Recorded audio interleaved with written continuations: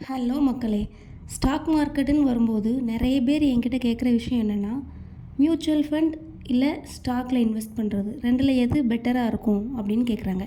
Mutual ஃபண்டில் invest பண்ணி returns எடுக்கிறது பெட்டரா, இல்லைனா ஷேர்ஸில் இன்வெஸ்ட் பண்ணுறது பெட்டரா அப்படின்னு சொல்லி கேட்குறாங்க. இன்றைக்கி அதுக்கான வீடியோ தான். Mutual fund versus stock investment எது பெட்டராக இருக்கும்னு பார்க்கலாமா? ஃபஸ்ட்டு மியூச்சுவல் ஃபண்ட் எடுத்துக்கலாம். அதில் டெஃபினேஷன் கொடுத்துருக்கேன் பாருங்கள். Mutual fund is a pool of money managed by fund manager. Pool of மணினா என்னென்னா, நிறைய மக்கள், கோடிக்கணக்கான மக்கள், லட்சக்கணக்கான மக்கள் மியூச்சுவல் ஃபண்டில் அமௌண்ட் இன்வெஸ்ட் பண்ணுறாங்க. அதை மேனேஜ் பண்ணுறது யார்? Fund manager. அப்போது ஃபண்ட் மேனேஜர் என்ன பண்ணுறாங்க அப்படின்னா, மக்கள் இன்வெஸ்ட் பண்ணுற அமௌண்ட்டை எடுத்து அவங்களுக்கு எது பெஸ்ட்டாக இருக்குன்னு தோணுதோ அந்த ஸ்டாக்ஸ்லையோ இல்லை பாண்ட்ஸ்லையோ அவங்க இன்வெஸ்ட் பண்ணி அதிலிருந்து கிடைக்கக்கூடிய ஜென்ரேட் ஆகக்கூடிய ரிட்டர்ன்ஸ்லேருந்து சம் பர்சன்டேஜ் பீப்புளுக்காக கொடுக்குறாங்க. இந்த மாதிரி தான் பேசிக்காக மியூச்சுவல் ஃபண்ட் கான்செப்ட் வந்து ஒர்க் ஆகுது.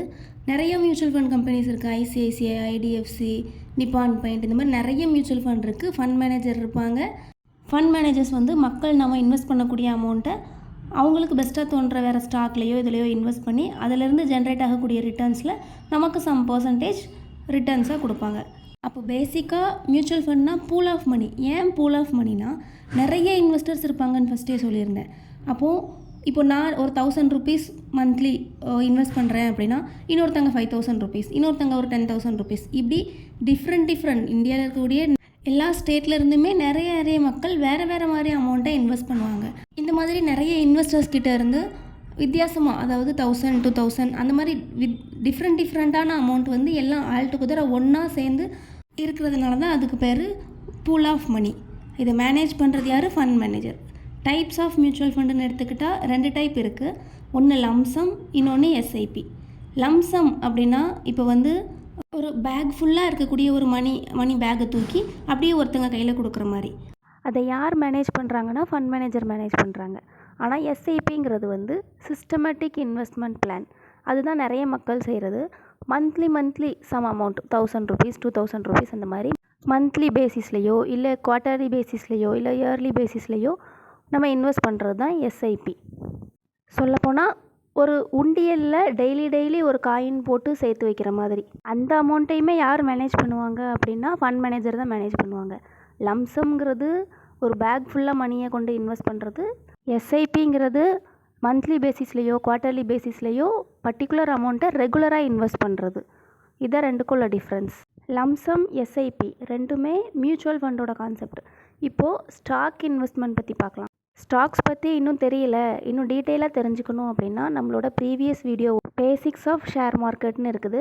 அதை செக் பண்ணி பாருங்கள், உங்களுக்கு டீட்டெயிலான எக்ஸ்ப்ளனேஷன் கிடைக்கும். அந்த வீடியோ பார்த்துட்டு நீங்கள் இந்த வீடியோக்கு வந்தீங்கன்னா உங்களுக்கு இன்னும் ஈஸியாக இருக்கும். பேசிக்காக ஸ்டாக்னு வரும்போது கம்பெனி வந்து ஃபஸ்ட்டு ஐபிஓ ஆஃபர் பண்ணுவாங்க. அதுக்காக அவங்களோட கம்பெனியை இன்னும் டெவலப் பண்ணுறதுக்காக. அப்போது அதுக்கு இன்னும் கொஞ்சம் அமௌண்ட் தேவைப்படக்கூடிய பட்சத்தில் அவங்களோட ஷேர்லேருந்து சம் பர்சன்டேஜ் ஷேரை பப்ளிக்காக ஆஃபர் பண்ணுவாங்க. அதுதான் ஐபிஓ கான்செப்ட் தெரியலனா கூட பேசிக்ஸ் ஆஃப் மார்க்கெட் வீடியோவில் இன்னும் டீட்டெயில்டு எக்ஸ்ப்ளனேஷன் கொடுத்துருக்கேன், செக் பண்ணி பாருங்கள். இஃப் நம்ம ஸ்டாக்கில் இன்வெஸ்ட் பண்ண போகிறோம் அப்படின்னா, நமக்கு ஸ்டாக்ஸ் பற்றி, மார்க்கெட் பற்றி பேசிக்ஸ் நாலேஜாவது தெரிஞ்சிருக்கணும்.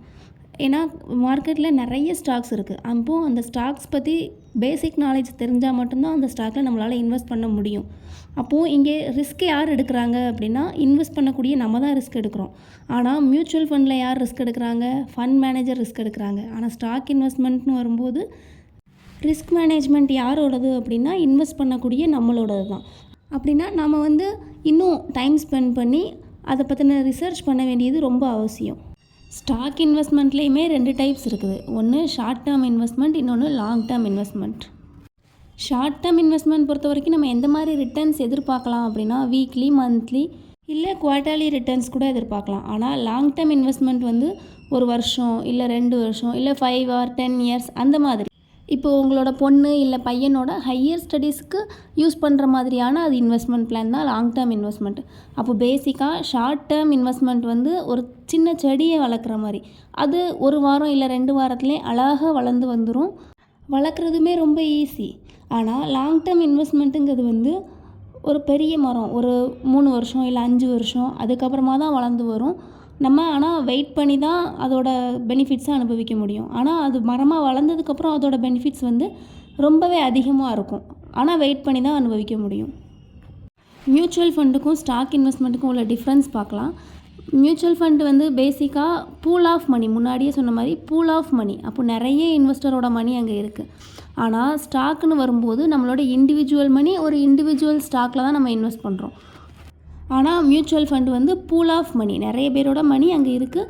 டிஃப்ரெண்ட் ஸ்டாக்கில் டிவைட் பண்ணி இன்வெஸ்ட் பண்ணிக்குவாங்க ஃபண்ட் மேனேஜர். ரிஸ்க்குன்னு வரும்போது மியூச்சுவல் ஃபண்டை பொறுத்த வரைக்கும் லோயர் ரிஸ்க் தான், கம்மியான ரிஸ்க் தான்.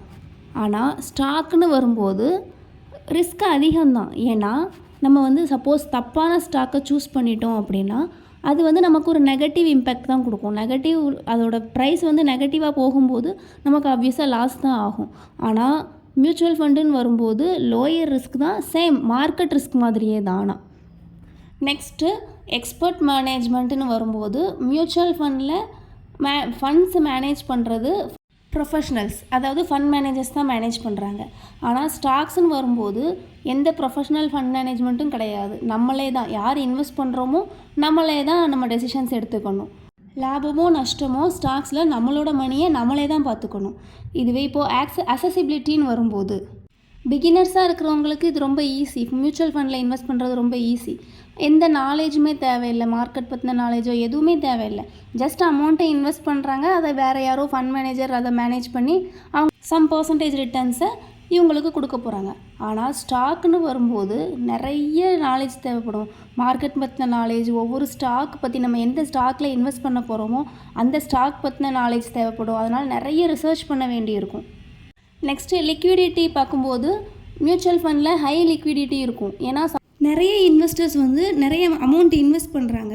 அதை மேனேஜ் பண்ணுறது ஃபண்ட் மேனேஜர் மேனேஜ் பண்ணுறாங்க. அப்போது சப்போஸ் லாஸ் ஆகுது அப்படின்னா கூட அதை வந்து நெக்ஸ்ட்டு பை ஆர் செல் பண்ணுறதுக்கு அவங்கக்கிட்ட பேக்கப் இருக்கும். ஆனால் ஸ்டாக்குன்னு வரும்போது நமக்கு வந்து லிக்விடிட்டி மாறும். எதனாலனா நம்ம வந்து இப்போ 50,000 இன்வெஸ்ட் பண்ணுறோன்னு வச்சுக்குவோம். சப்போஸ் அது லாஸ் ஆகுது அப்படின்னா கூட நம்மக்கிட்ட வேறு பேக்கப் இருக்காது. ஏன்னா நம்ம ஆல்ரெடி வேறு கமிட்மெண்ட்ஸில் தான் இருந்துகிட்ருப்போம். அதனால் நம்ம புதுசாக பையோ செல்லோ எதுவுமே பண்ண முடியாது. அப்படிங்கும்போது நமக்கு லிக்விடிட்டி கம்மியாக தான் இருக்கும். மியூச்சுவல் ஃபண்டுக்கும் ஸ்டாக்குக்கும் உள்ள டிஃப்ரென்ஸ் என்னென்னு பார்த்தாச்சு. இப்போ ரெண்டோட ரிட்டர்ன்ஸ் எந்த மாதிரி இருக்குது அப்படின்னு சொல்லி கம்பேர் பண்ணி பார்க்கலாம். நான் எக்ஸாம்பிளுக்கு உங்களுக்கு நிப்பான் இந்தியா ஸ்மால் கேப் ஃபண்டோட ஸ்டாக் எடுத்திருக்கேன். ஃபஸ்ட்டு மியூச்சுவல் ஃபண்டோட ரிட்டர்ன்ஸ் பார்க்கலாம். ஏன்னா இதுதான் மற்ற ஸ்டாக்ஸை கம்பேர் பண்ணும்போது ஒரு நல்ல ரிட்டர்ன்ஸ் கொடுத்துருந்தாங்க.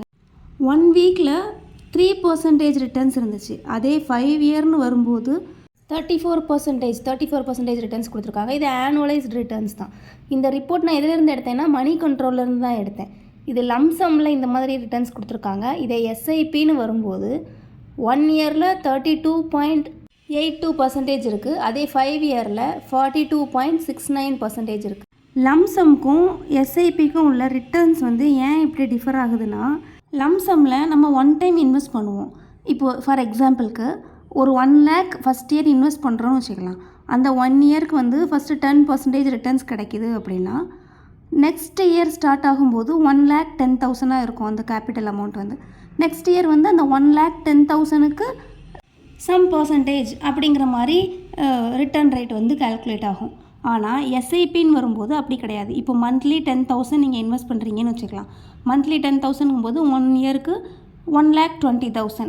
அதுக்கு 10% அப்படின்னா நெக்ஸ்ட் இயருக்கு அதோட கேபிட்டல் என்னவாகும், 1,32,000 ஆயிரும்.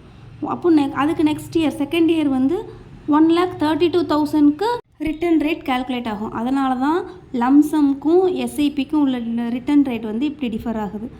இப்போது நான் வந்து மியூச்சுவல் ஃபண்ட் இல்லாமல் ஸ்டாக் பை பண்ணுறேன்னு வச்சுக்கலாம். அதே stock Nippon life India asset management limited. இதில் 5 இயர்ஸ்க்கு அதோட ரிட்டர்ன்ஸ் பார்த்தீங்கன்னா 198.85% இருக்குது. வித்தவுட் டிவிடெண்ட் அந்த மாதிரி எதுவுமே இல்லாமல் நான் ஜஸ்ட் கூகுளிலேருந்து எடுத்த ரிப்போர்ட் தான். 198.85% ரிட்டர்ன்ஸ். நீங்கள் வேணால் செக் பண்ணி பார்த்துக்கோங்க. 5 இயர்ஸ் முன்னாடி அதோட ப்ரைஸ் எவ்வளோ இருந்திருக்கு பாருங்கள். 200 அந்த ரேஞ்சில் இருந்திருக்கு. 200லேருந்து இப்போ 5 இயர்ஸ்க்கு அப்புறம் 660.60, ஆல்மோஸ்ட் 198.85% ரிட்டர்ன்ஸ் இருக்குது. இந்த ஸ்டாக் பார்க்கும்போது ஹியூஜ் ரிஸ்க் இருக்கிற மாதிரி இருக்கும். ஆனால் மார்க்கெட்டில் எப்போவுமே பேசிக்காக ரிஸ்க் அதிகமாக இருக்கும்போது ரிட்டர்ன்ஸுமே அதிகமாக இருக்குது.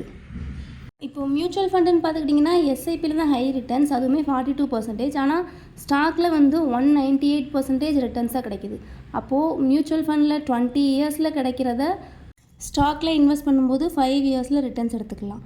பேசிக்காக நம்ம 2 விஷயம் தான் பண்ணலாம். ஒன்று ஷார்ட் டேர்மாக இன்வெஸ்ட் பண்ணலாம், இல்லைன்னா லாங் டேர்மாக இன்வெஸ்ட் பண்ணலாம். நம்மளோட சேனலில் நம்ம ஓன் டேட்டா யூஸ் பண்ணி ட்ரேட் பண்ணும்போது ஷார்ட் டேர்மில் 10 to 15% ரிட்டர்ன்ஸில் அக்யூரேட் டார்கெட் ஹிட் ஆகிற மாதிரி பாஸ்ட் 14 டேஸாக வீடியோ போட்டிருக்கோம். உங்களுக்கு வேணால் செக் பண்ணி பாருங்கள்.